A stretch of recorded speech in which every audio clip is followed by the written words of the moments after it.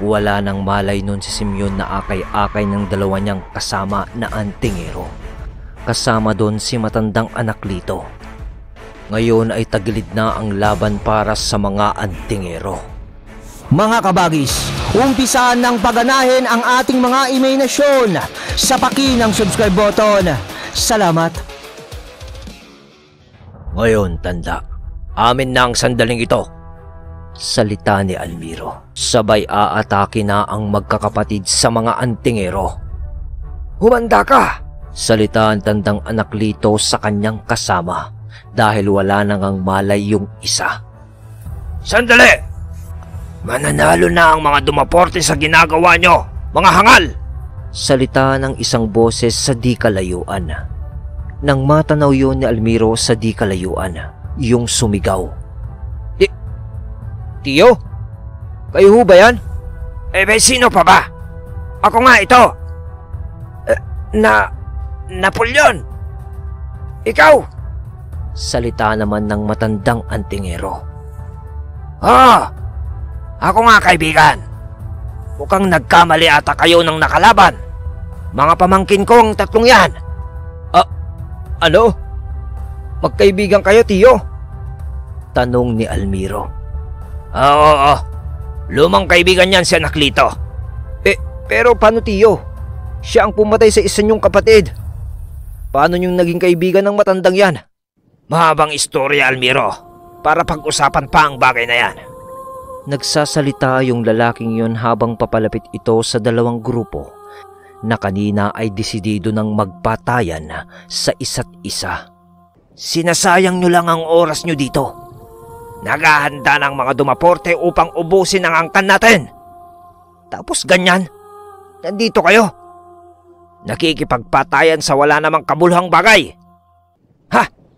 Crisanto, Vicencio, at ikaw, Almiro. Pasimuno ka. Imbis na ikaw ang umayos sa dalawa mong kapatid. Kaibigan, ipagpatawad mo. Pero, pwede bang ipaubaya mo na sa akin ang mga pamangkin ko? Salita ng lalaki na pagkausap sa kabilang grupo sa paglapit nito sa kanila. Wala namang problema, kaibigan. Pero paano naman tong kasama ko? Mukhang may ginawa ang mga sarangay na yan. Wala nang problema dyan. Ako nang bahala sa kanya. Salita ng tinawag ni Almiro na Tiyo. Sa pagkakataong iyon ay tuluyan nang natigil ang laban dahil sa pamamagitan ng isa ring matanda na tiyo pala ng mga aspindor. Malalim din ang karunungan ng matandang yun dahil nagawa niyang ibalik ang ulirat ni Simeon, ang isang antingero. Pero isa rin yung aspindor, yung matanda. Kaya tiyak ay isa rin itong aswang na kiwig. Sandali pa ang lumipas nang nag-usap-usap na ang mga ito hanggang sa tuluyan nang umalis ang tatlong tanyag na antingero. Inayos ng isang matandang dumating na tiyo ng tatlo ang gusot ng magkabilang grupo. Sa mga sarangay naman ay naglaho na rin ang mga ito nang hindi na kailangan ng tatlong magkapatid ang kanilang tulong. At ayon pa sa matanda, kung meron man sila dapat na pinaghahandaan sa laban, yon ay ang pagharap nila sa pamilya Dumaporte. Nang nagsalita ulit itong si Amang. Amang ang palayaw ng tiyo nila. Yon ang sikat na pangalan nito. Pero ang totoo niyang pangalan ay Napoleon. Kagaya ng pagtawag sa kanya kanina ni tandang anak Lito. Paano? Sumama na kayo sa akin, mga anak. Salita ng tiyo ng tatlo sa kanila. Tiyo, paano naman yung bahay namin? Tsaka gapasan na sa susunod na linggo eh. Salita naman ni Almiro. Agad na lumapit yung matanda at binatukan itong si Almiro. Ayan! Yan ang sagot ko sa'yo. Hayaan mo na kasi yung bahay nyo doon. Tayo na sa dating lugar ng ating pamilya. At sa gapasan na sinasabi mo, hayaan nyo, tutulungan na lang namin kayo sa araw ng gapasan. Maliit lang naman yung sinasaka nyo. Masyado nyo pang iniisip kaysa sa buhay nyo. Sa isang iglap ay nakasama nga ng tatlo ang kanilang tiyo. May buhay pa pala na iba nilang kapamilya. Walang nagawa ang tatlo kundi ang sumama sa kanilang tiyo amang dahil para bang mahirap yun natanggihan. At pati itong si Almiro ay may takot dito, lalo na yung dalawa niyang kapatid. Kaya naman ng gabing iyon ay nag-umpisa silang maglakbay kasama ang matandang si Amang. Nang marating nila ang isang gubat, dumiretso sila sa isang lawa doon. Medyo may kalakihan ang lawa na yun. Tahimik at parang hindi gumagalaw ang tubig nun sa ibabaw. Para bang napakahiwaga ng lawa na yun. Tapos may mga hamog-hamog pa sa ibabaw nun. Ano? Tara na! Wala pa ring pagbabago ang lugar na ito. Kaya alam nyo na ang gagawin. Salita naman ni Amang sa mga pamangkin nito. Nang umutib na ng mga salita ang mga ito, si Amang ang naunang nag-utib. Sunod yung tatlong magkakapatid. Kaya nauna rin itong humakbang patungo sa mismong lawa. Sumunod na yung tatlong magkakapatid ng mga oras na yon. Pero nang makatungtong yung matanda sa lawang yun, hindi lumulubog ang mga paa nito sa tubig. Para bang lupa rin yung inaapakan nito. Ganon. Ganon din yung mga sumunod sa kanya na magkakapatid. Ni hindi man lang tumatampisaw sa tubig ang mga paa ng mga yon. Lumalakad sila sa ibabaw ng lawa na parang nasa lupa sila. Tahimik itong magkakapatid na nakarating sa gitna ng lawang yun sa pangunguna ni Amang. At nung narating na nila ang gitna ng lawa na nakalutang nga doon, ikinumpas ng matanda ang kamay nito. Sabay banggit ng "Iunawa!" Salitang Latin daw yun na ang ibig sabihin ay pintuan. Nang mabanggit niya yun, bigla namang parang mas lalong sumingaw ang hamog sa lawa na yun.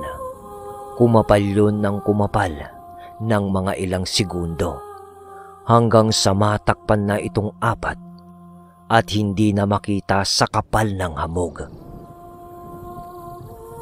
Ilang segundo rin lang ang lumipas, bigla nang umihip ang hangin sa lawa na yun. Kaya tuluyan na ring nawala ang makapal na hamog. Pati yung magkakapatid at yung matanda ay naglaho na sa gitna ng lawa. Parang may pinuntahan yung apat na isang lugar na hindi saklaw ng paningin ng normal na tao. Sandali pa ang lumipas. Lumitaw na sa isang makapal na hamog din itong apat, pero nakatungtong na ang mga ito sa kalupaan at nasa likod na nila ang lawa at nasa harap na sila noon ng isang parang sityo at papasikat na rin ang araw. At alam nyo ba, nasa pinakatuktok na ng isang bundok ang magkakapatid at ang kanilang tiyo Amang. Para bang yung lawa na pinuntahan nila ay isang portal patungo sa lugar na yon. At ang lugar na yon ay gawa ng mga engkanto nilang kaibigan na mga sarangay. Doon nakatago ang mga kayamanan. Mahilig din kasi ang mga sarangay sa mga kayamanan. Tiyo, napanatili nyo pala ang paninirahan sa lugar na kasama ang iba nating mga angkan dito. Salita ni Almiro. Oo naman. Siyempre. Di ko naman hahayaan na mawasak ang ginawa ng ating mga kaibigan at nanirahan na dito ang maraming henerasyon ng ating pamilya. Siya, tara na sa aking kubol. Doon na tayo mag-usap-usap. Salita ng kanilang tiyo na para na lang laging pasigaw kapag nagsasalita. Habang dumadaan sila nun kasama ang kanilang tiyo Amang, lahat ng madaanan nila na tao o nilalang doon ay yumuyuko doon sa matanda. na para bang malaki ang respeto nila dito kay Amang sa lugar na yon. Kahit naman nakikita yon ng tatlong magkakapatid ay parang di naman sila naninibago sa mga ikinikilos ng mga tao doon. At para bang alam na nila na ganun talaga ang turing nila kay Amang sa lugar na yon. At nang marating na nila ang kubol na sinasabi ng kanilang tiyo, ay pumasok na sila dito at naupo sa lapag ng papag. Iisang upuan lang kasi ang meron sa loob na nasa gitna ng isang dingding ng bahay na yon, para yung trono na linilok sa kahoy. Bukod doon ay tanging mga unan na lamang ang iyong makikita sa lapag ng papag na siyang nagsisilbing upuan din. Umupo na kayo! Umupo na ang tiyo Amang ng tatlo sa kahoy at naupo na rin ang magkakapatid sa lapag sa harap ng kanilang tiyo. At doon ay may mga kababaihan nang nagsilbi sa kanila na pumasok at nagbigay ng makakain. Sa pag-uusap ng mga ito, Kuya Syo, muntik na naming makalimutan na. Paano ka nakatakas sa mga dumukot sa'yo? Tanong ni Crisanto. Yun ba? Hindi ko alam kung nakita nyo nung oras na isinilid ako sa sako. Ako, nakita ko yun. Singit na salita ni Almiro. Paano bang nangyari siyo pagkatapos kang isilid doon? Hindi kayo maniwala, kuya. Napakaluwang ng loob ng sakong yon. Kapag isinilid ka doon, para ka nang napunta sa isang lugar ng kawalan at wala ka ng pagkakataon pa para makatakas. Pero huwag ako. Hindi ako nawalan ng pag-asa, kuya. Dahil iniisip ko noon, baka isa lamang yung mahika na gawa ng isang ilusyon. Nagusal ako at tinawag ang mga kaibigan natin na sarangay. Dahil kung kamukha sa dimensyon nila yung napuntahan ko, siguradong maririnig nila ako. Parang ang tagal nga na paghihintay na yun eh. Pero sa di inaasahang pagkakataon ay dumating si Lumek, ang kaibigan natin. At doon ay nakahanap ako ng daan papalabas sa sakong yun. Isa lamang portal yun, kuya. Nakalabas ako mula sa isang kagubatan. At nabalitaan ko na lang kay Lumik na nasa panganib na pala kayo.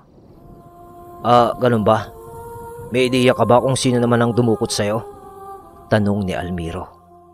Mga engkanto yun, kuya. Pero ang hindi ko lang alam kung anong klase ang mga yun.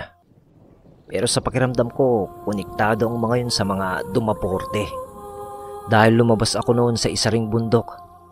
Tapos ay sa baba nun ay may pamayan nandun. Paliwanag pa ni Vicencio. Parang nakita ko na yung sinasabi mo, Syo.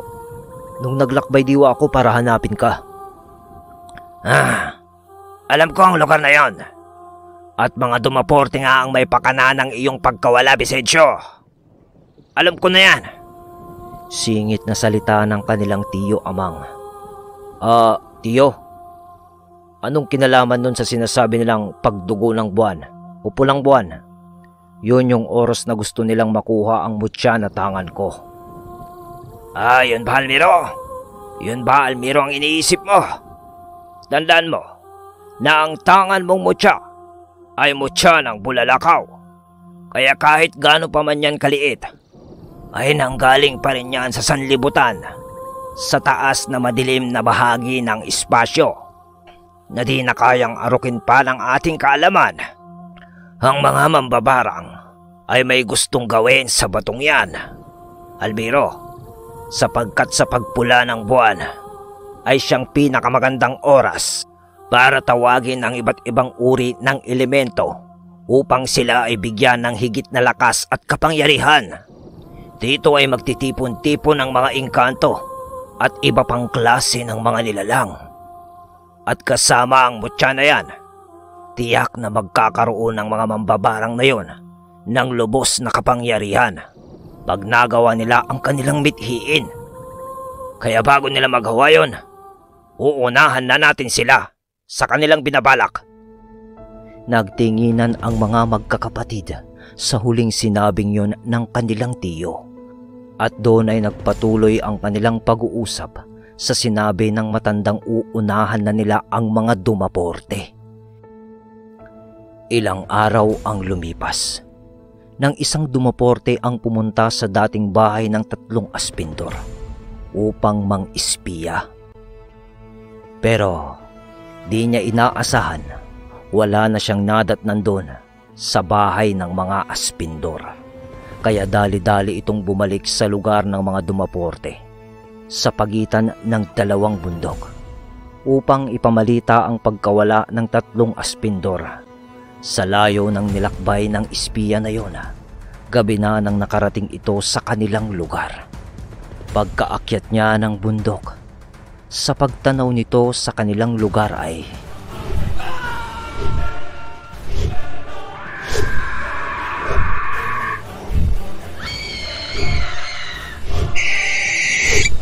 naghihiyawan ang mga tao doon.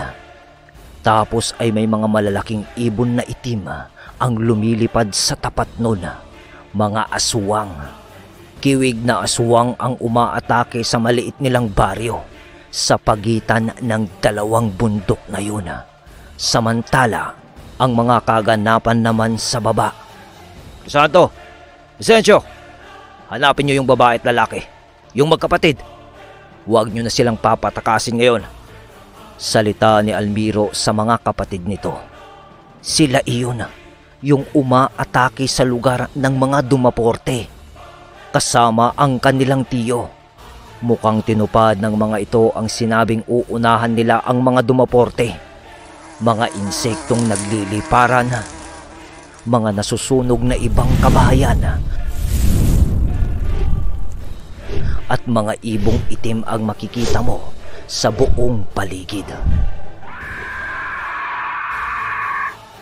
At mga malalakas na paghiyaw dahil sa labanan. Pero ituon natin ang kaganapan sa pagtugis ni Vicencio at Crisanto kay Bien at Blesica. Tumatakbo na noon ang 2 magkapatid sa kagubatan, si Bien at Blesica. Bilisan mo! Bilisan mo, Blesica!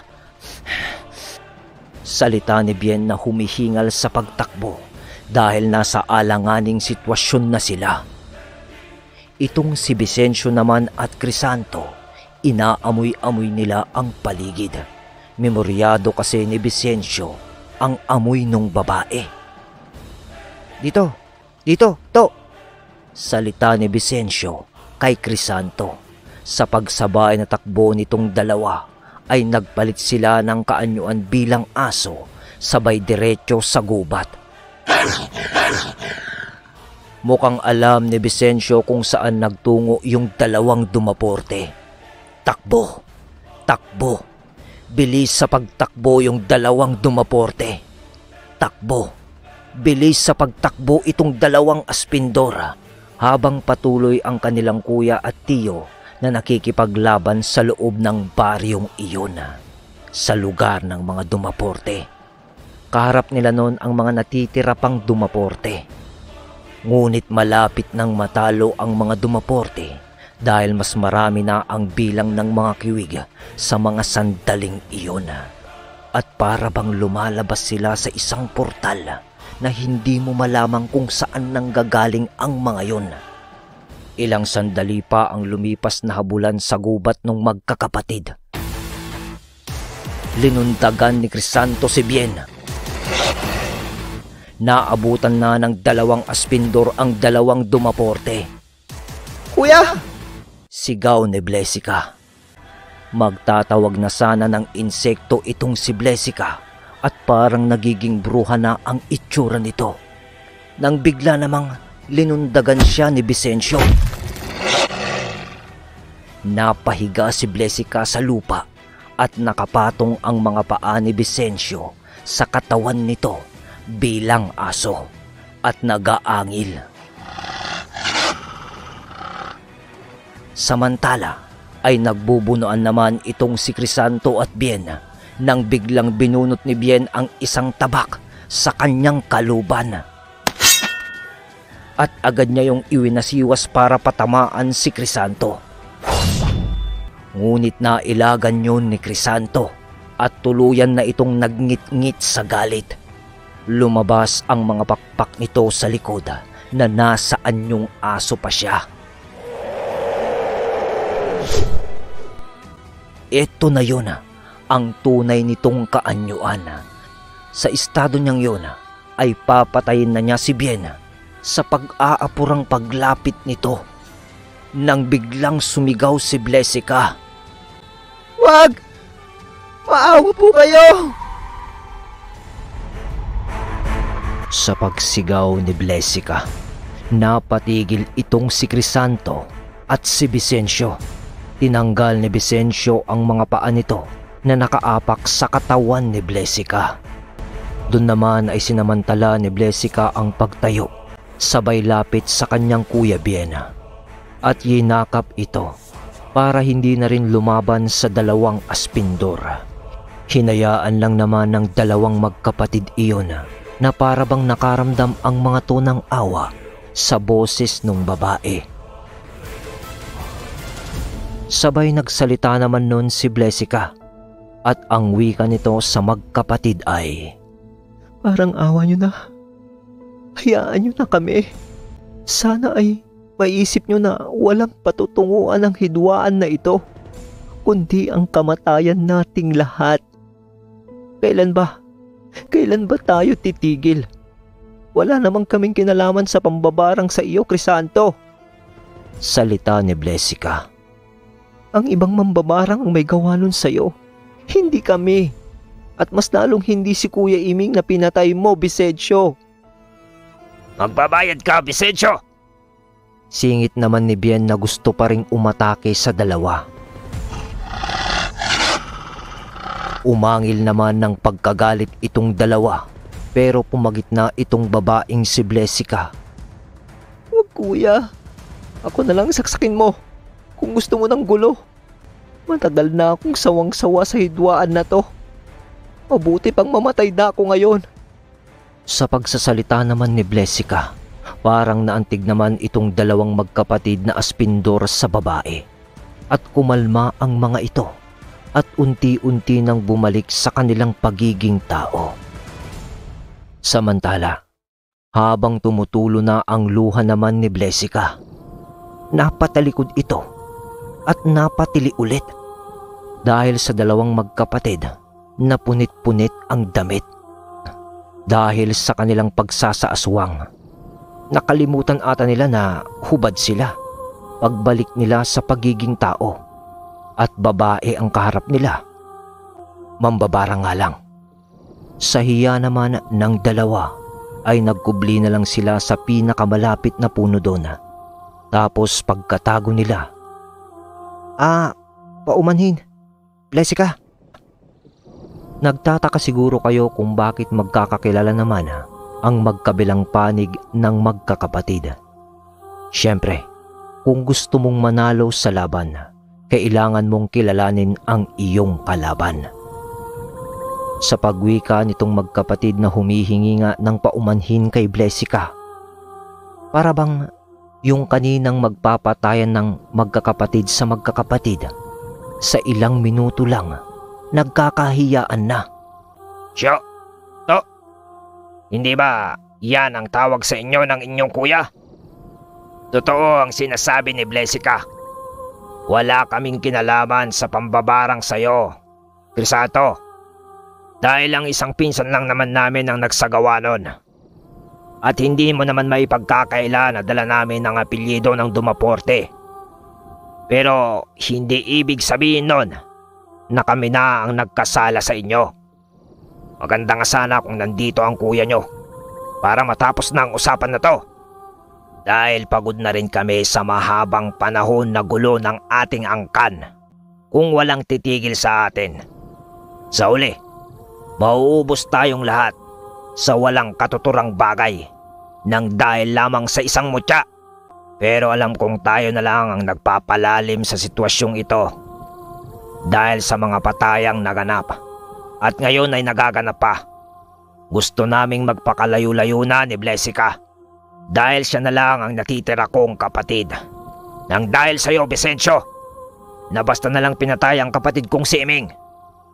Pero kahit hayaan nyo na makaalis kami ngayon, hindi yun mangangahulugan na pinapatawad na kita, Vicencio. Kayo ng kapatid mong si Almiro. Dahil sa pag-atake nyo na wala man lang pagsusuri, na hindi naman talaga kami ang may kasalanan. Mahabang pangungusap ni Bien sa dalawang aspindor na nasa likod pa rin ng puno. Bien, hindi namin ginusto ito. Parehas lang tayong biktima ng pagkakataon. Makakaalis na kayo. Aayaan na namin kayong makalis dito. Pero gusto kong malaman mo na kaya lang namin ito gagawin dahil sa naaawa kami sa babae, sa kapatid mo. Salita ni Vicencio sa dalawa habang nakasandal sa likod ng puno. Pero kuya, bigkas naman ni Crisanto at nagtinginan sila ng kanyang kuya na parang may pagtutol ng konti sa mga mata nito. Napakawalan yung dalawang dumaporte. Pero nabasa ni Crisanto ang mga mata ni Vicencio noon na nangungusap na mas magandang palayain na ang kanilang mga sarili sa matagal ng hidwaan para kay Blesica. Dahil nauunawaan na ni Crisanto na ang sinasabi ni Vicencio na nahanap niyang babae na gusto niya ay si Blesica. Naaalala niyo nung nagbibiruan sila pababa ng bundok tungkol sa pag-aasawa. Kaya memoryado ni Vicencio ang amoy nitong si Blesica dahil may gusto talaga ito sa babaeng mambabarang. Matapos ang tinginan nilang magkapatid sa likod ng puno at pagkakaintindihan. Sige, umalis na kayo. Baka maabutan pa kayo ni Kuya Almiro at ni Tio. Salita ni Crisanto. Sige, paalam sa ngayon mga spindor. Balang araw ay magkikita pa rin tayo. At hindi ko maipapangako na hindi ko igaganti si Eming. Salamat. Salita naman ni Blesica dun sa puno kung saan itinatago ng dalawa ang hubad nilang katawan para sa babae. Pero hindi naman na umimik noon ang dalawa. Hinayaan na lamang nilang umalis itong dalawang magkapatid sa gubat na yun. Samantala, bumalik tayo sa pinakalugar ng mga dumaporte. Patuloy pa rin sa pakikipaglaban noon ang magtiyo, si Almiro at ang matandang si Amang. Almiro, ako na ang bahala sa mga insektong ito. Hanapin mo yung pinakapuno. Patayin mo yung matandang babae. Ang tinutukoy naman noon ni Amang ay ang inang ng mga dumaporte. Sige Tio. Habang sinusuong ang maliit na baryo naman ni Almiro upang hanapin nga yung matandang babae. Nang bigla na lang may sumalubong sa kanya na sundang. Pero nailagan niya ito. Sa pagtigil niya sa kanyang pagtakbo, biglang nagsalita yung lalaki na biglang sumulpot upang siya ay tagain. Kumusta na, Almiro? Matagal na panahon na hindi tayo nagkita. Ulpo, buhay ka pa pala. Akala ko matagal ka nang inuud kasama ng mga alaga mong insekto. Salita naman ni Almiro. Hanggang ngayon, mayabang ka pa rin, Almiro. Sayang, at naagapan niyo pa ang pambabarang ko sa inyong bunso. Isusunod na sana kita eh. Salita nitong si Ulpo na inaasar nito si Almiro. Kaya biglang uminit ang ulo ni Almiro sa narinig nito kay Ulpo. Sabay wika nito ng, Ha? Ano? Ikaw palang may gawa nun sa bunso naming kapatid? Oo. Biglang singit ni Ulpo ng salita. Ako, Almiro. Ano? Masama bang loob mo? Halika, gumanti ka. Para kahit manalo kayo ngayong gabi, mapapatay kita. Lumapit ka dito! Salita nitong si Ulpo na sinasagad talaga ang galit ni Almiro. Tignan ko kung tatagal ka. Salita naman ni Almiro. Sabay palit nito ng kanyang kaanyuan ng mabilis ng pagiging aso na malaki at nasa postura ng tao. Magbabayad ka, Ulpo! Salita nito habang nasa buwelo na siya sa kanyang pagsunggab kay Ulpo. Agad naman na naghanda itong si Ulpo at higpit ng hawak nito sa hawak niyang sundang. Sa pagkalmot ni Almiro dito, tumama sa hangin ang malalaking kuko nito dahil humakbang patagilid itong si Ulpo para mailagan yon. Sabay handa ng kanyang sundang sa pagbaon sa katawan ni Almiro.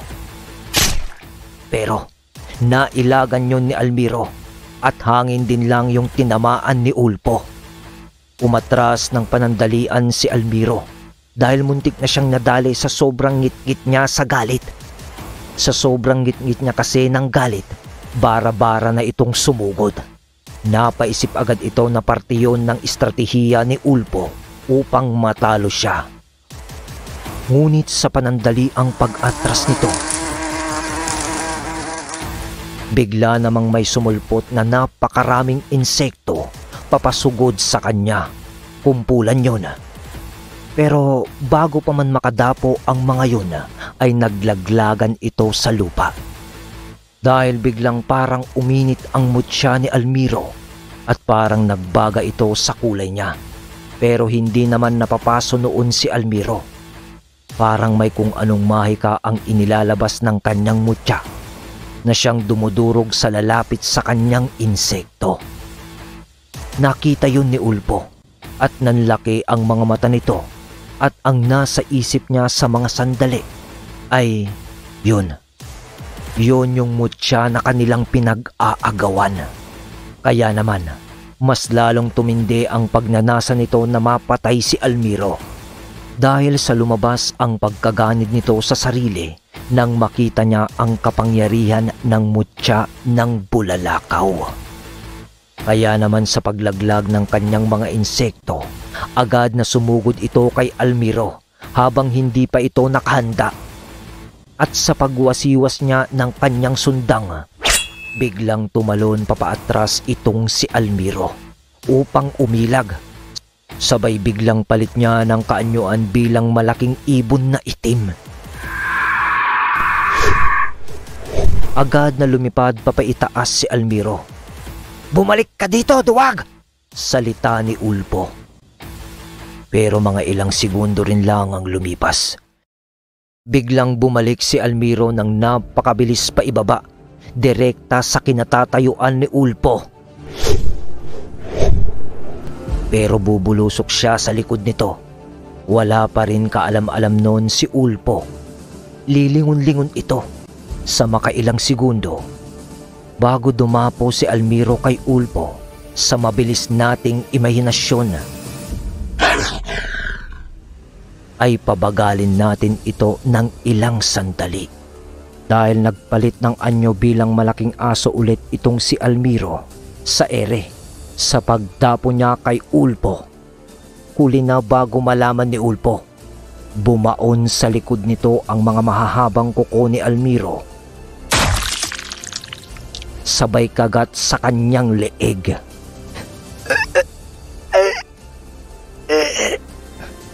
Huling-huni ng boses ni Ulpo.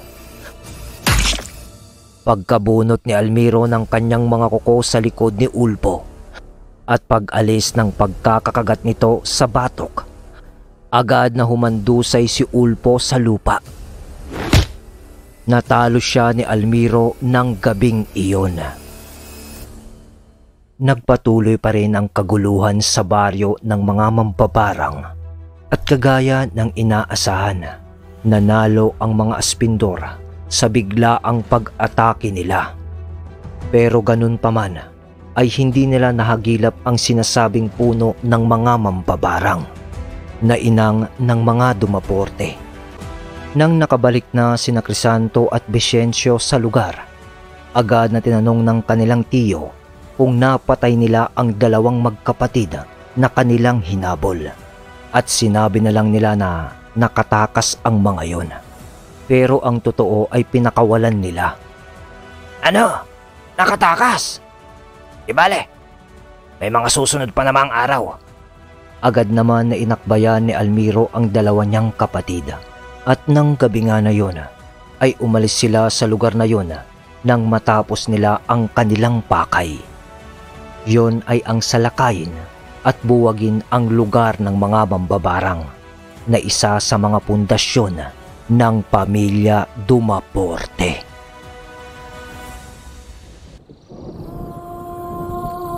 Ngunit sa pag-alis nila sa isang tuktok ng bundok kung saan matatanaw mo ang baryong iyon, nakatayo ang isang matanda at lalaki. Hindi pa tayo tapos, mga aspindor. Magbabayad kayo balang araw. Salita nung matanda. At yun ay ang inang ng dalawang Dumaporte. At yung kasama niya palang lalaki ay yung espiya na nadatnan ang mga pangyayari sa baryo. Mabilis pala itong kumilos nun upang iligtas ang matanda. Madali lang niyang narating ang lugar dahil sa alam niya ang pasikot-sikot sa gubat na yun at yung pinakamabilis na daanan upang marating ang baryo ng mga mambabarang.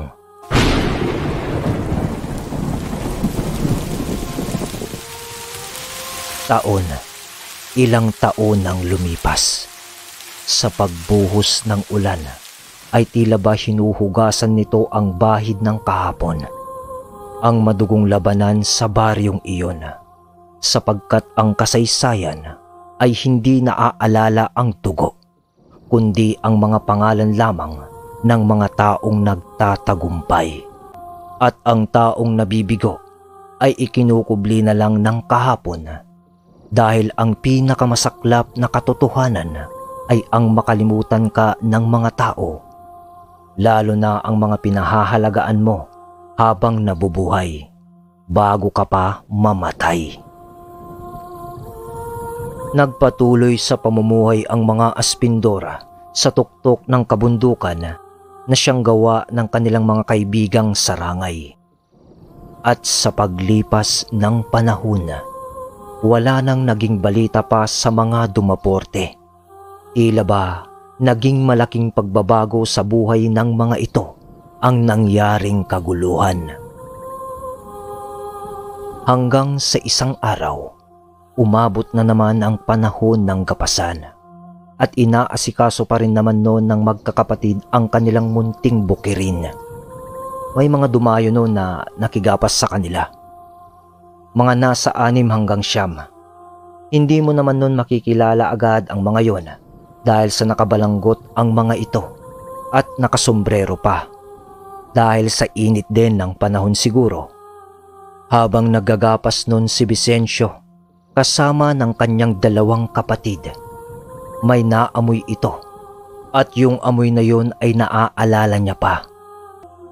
Matagal na panahon na hindi niya nalalanghap yun at hindi siya pwedeng magkamali. Kaya napatigil ito sa paggagapas.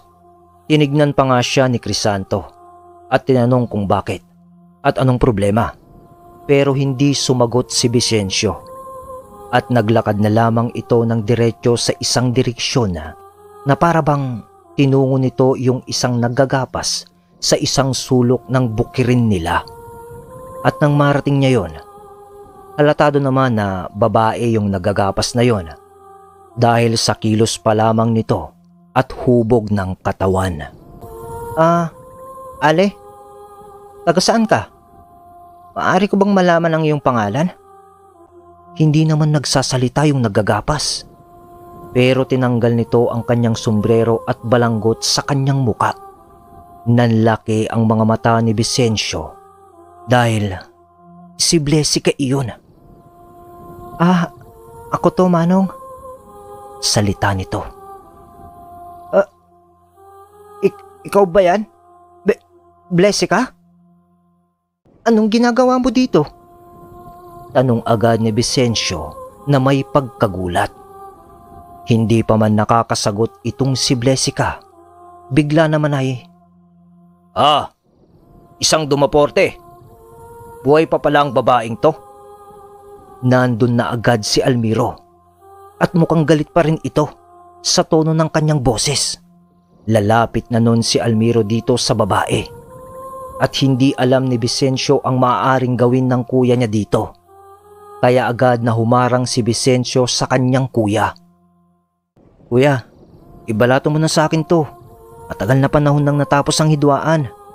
Huwag mo na siyang patulan. Babae yan. Tio, anong pinagsasabi mo? Lalapit lang naman ako para humingi ng tawad sa kanya. Dahil hindi naman pala silang may kasalanan nang naging karamdaman noon ni Bunso. Sa mga narinig ni Vicencio sa kanyang kuya ay napangiti na lang ito. Nang matapos na ang paggapas, agad na inaya nitong magkakapatid si Blessica sa gilid ng daan. At marami silang naging tanong dito. Una ay bakit siya nakikigapas? At nasan na ang kuya biyan niya? At may kaya naman ng mga dumaporte, di ba? Doon ay kinagulat nila ang mga isinalaysay ni Blessica. Patay na si Bien.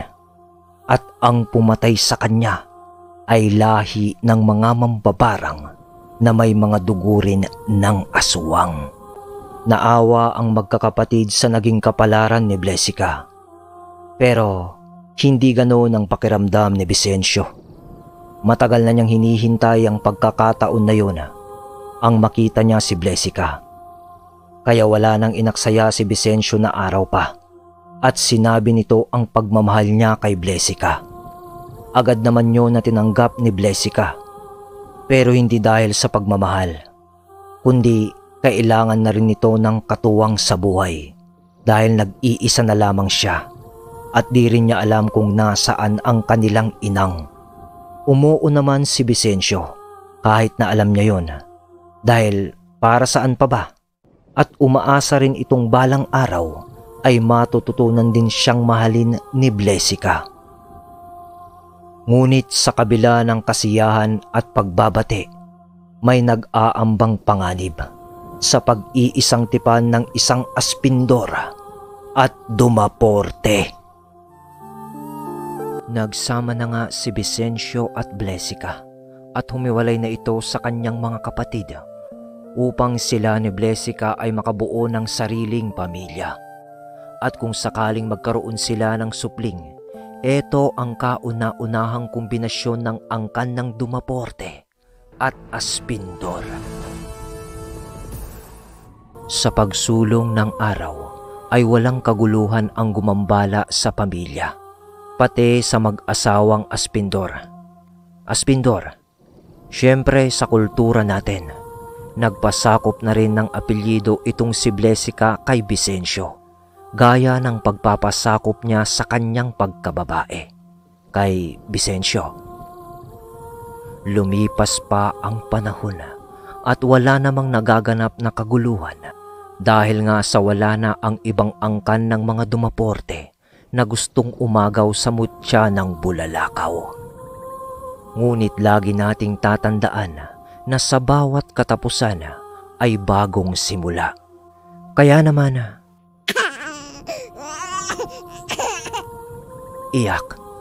iyak ng bata. Nagkaanak na nun si Vicencio at Blessica, ang kauna-unahang lahi ng dalawang angkan na dati ay may mahigpit na alitan sa isa't isa. Sa henerasyon ng aspindor at dumaporte, nagbago ang lahat sa kasaysayan nitong dalawang angkan. Sa henerasyon nila Almiro, Vicencio at Crisanto, nakasama na ngayon si Blessica. Nang isang araw, habang abala noon si Blessica na nagwawalis sa kanilang parang, sila na kasi ang tumira sa dating bahay ng mga magkakapatid at yung dalawa ay nasa lugar ng kanilang tiyuhin. Kaya habang nagwawalis nga ito, bigla na lang umalinsangan ang buong paligid. Tapos ay biglang may nagpakita sa kanya na isang sarangay. Si Lumek, Si Lumik iyon, ang isa sa mga pinuno ng Sarangay, kaibigan ng tatlong magkakapatid, at siyang tumulong din noon sa pagtakas ni Vicencio nung ito ay nadukot. Paumanhin, kaibigan ko. Pero, alaho dito si Vicencio. Nasa bukid po siya eh. Kakaalis lang. Salita ni Blesica agad dito sa Sarangay. Paumanhin din sa pagkaabala sa iyo, kaibigan. Pero nandito lamang ako para ipaalam sa iyo na kailangan si Vicencio ng kanyang 2 kapatid.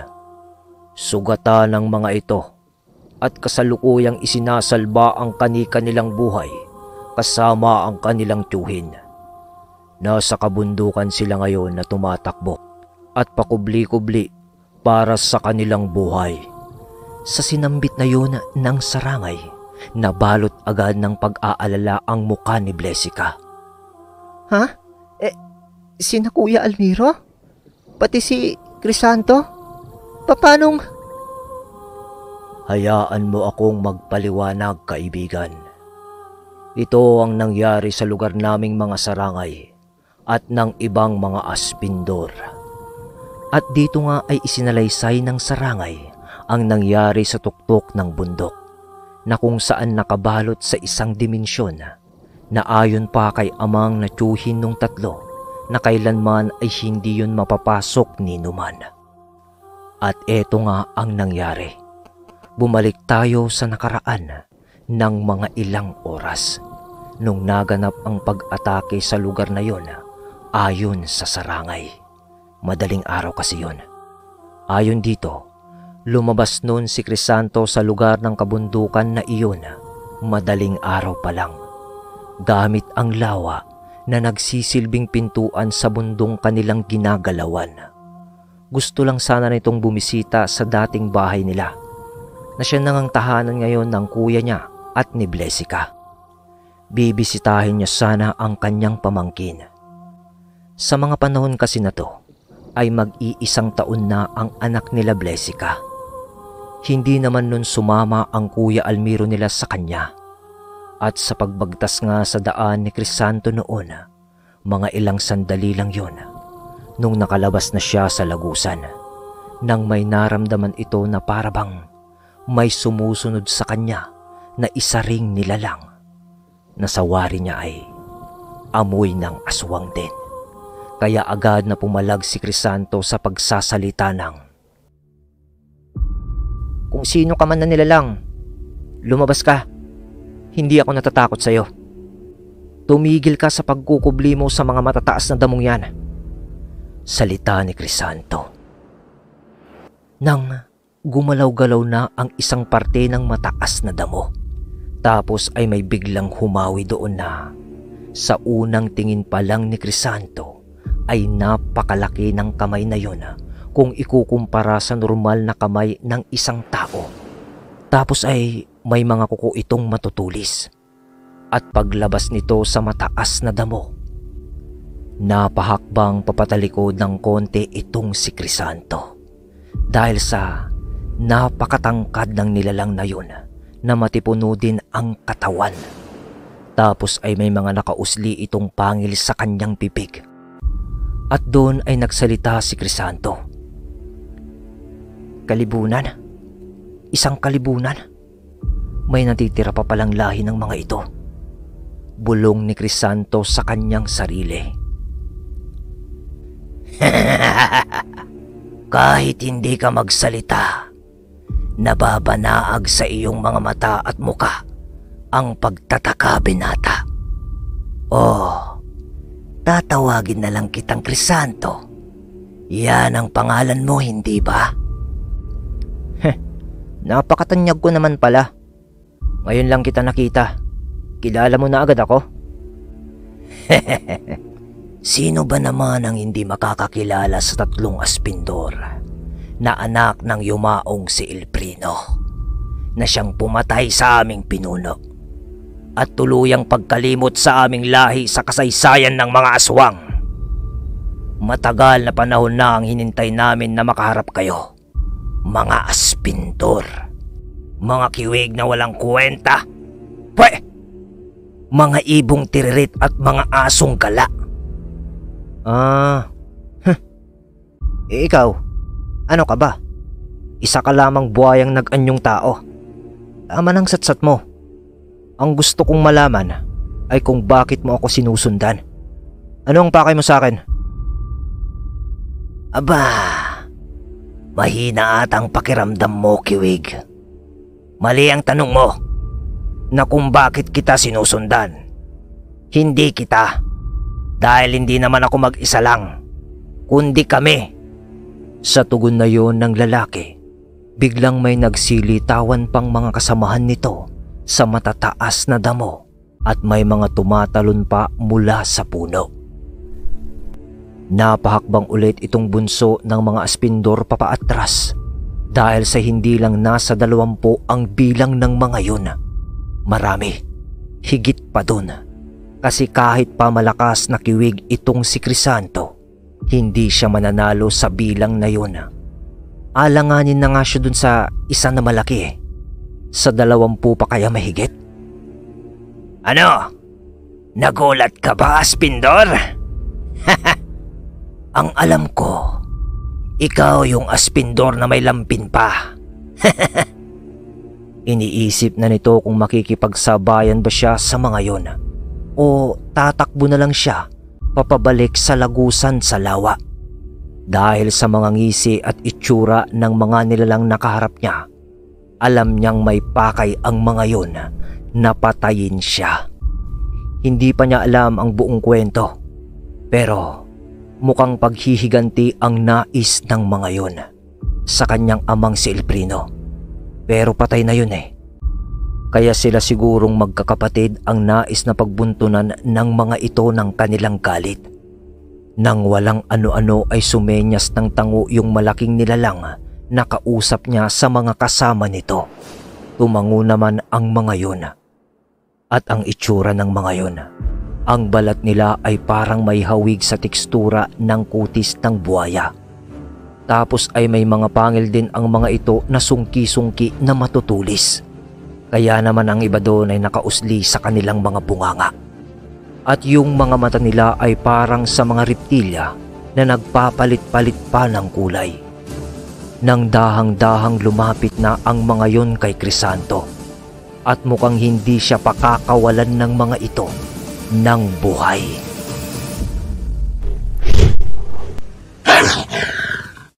Walang sali-salita ay hindi na hinintay pa ni Crisanto na makalapit ang mga yon.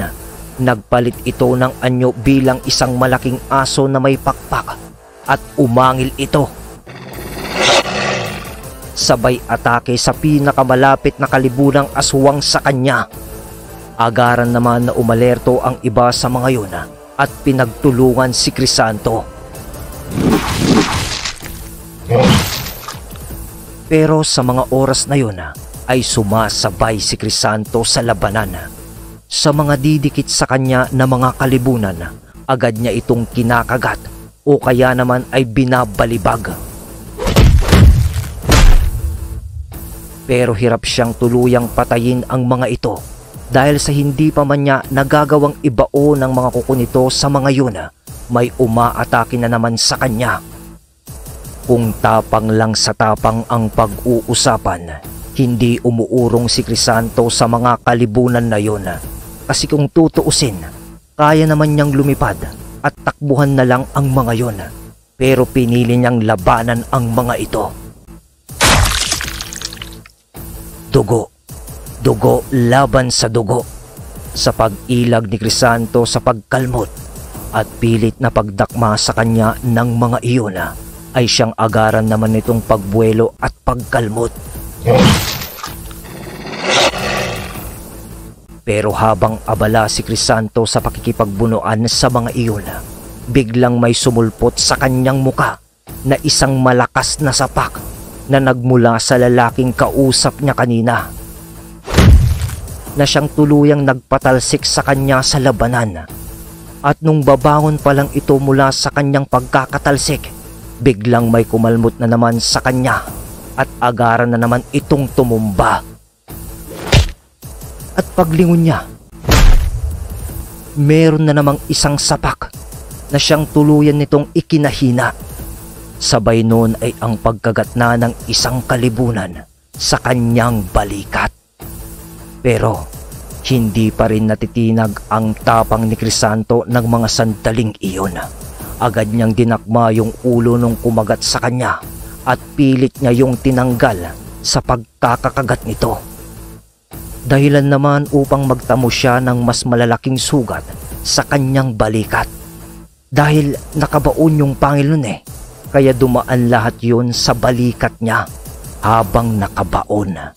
Nang matanggal niya yun, ay agad niyang binalibag ito sa lupa. Pagkatapos ay ibinangon niya at inumbog pa sa puno yung nguso nito. Pero paglingon niya, nag-uunahan pa rin ang mga kalibunan na yun na siya ay patayin. Kaya wala nang pagpipilian si Crisanto ng mga oras na yun. Hindi niya na talaga kakayanin ang mga ito sa dami. Kaya lumipad na ito papaitaas at pinili nitong bumalik sa lagusan sa lawa.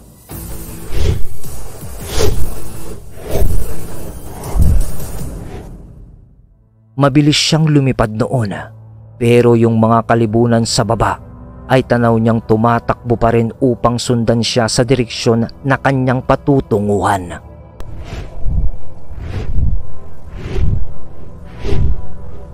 At nang marating na nito ang lawa, agad na nag-usal si Vicencio upang pumasok doon. Dahil sa tingin naman niya, kahit pa humabol ang mga kalibunan na yon, ay hindi na siya naabutan dahil mas mabilis nga naman ang kanyang paglipad. Pero nung nakalusot na si Crisanto sa lagusan, biglang may lumabas sa isang puno malapit doon at nagsalita ng, Tama ang hinala natin. Dito pala. Dito ang lagusan patungo sa lugar ng maraming aspindor. At yun ay walang iba kundi ang inang ng mga dumaporte. Samantala, nakarating na noon si Crisanto sa lugar nila. Sinalubong agad siya ng mga ilan sa mga kalahi nito dahil nanghihina na siya at sugatan. At nang makita ito ng kanyang kuya Almiro, Anong nangyari sa'yo? Salita ni Almiro na nabigla sa pagkakakita niya sa kanyang bunsong kapatid. Nanghihina naman si Crisanto noon at hindi na ito nakasagot agad. Kaya ipinunta agad ni Almiro ang kapatid nito sa kubol ng kanilang tiyo. Tiyo, si Crisanto! Lintek! Anong nangyari sa iyong bata ka? Salita naman ng tiyo nila.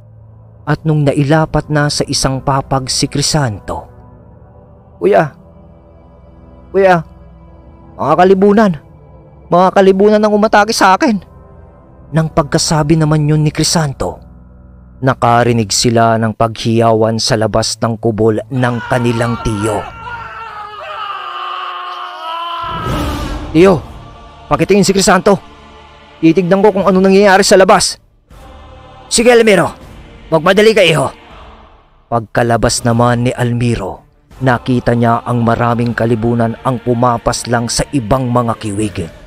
Lumapit pa si Almiro sa pinangyayarihan ng kaguluhan. At doon ay natanaw niya ang inang ng mga dumaporte, kasama ang isang malaking nilalang na sa tingin niya ay kalibunan nga. Nagngit-ngit sa galit si Almiro at mabilisang nagpalit ito ng anyo ng malaking aso. Agad na sumugod ito sa mga kalibunan na umaatake sa kanilang sityo. At dito na nagsimula ang madugong labanan sa tuktok ng bundok.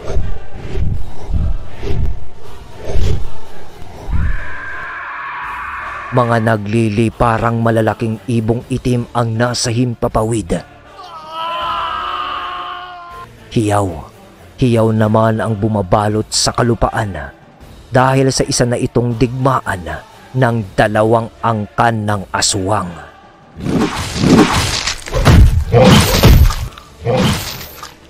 Sa bawat pinapakawalan ni Almiro na pagkalmot o pag-atake, ay tumutumba naman ang kanyang mga kalaban.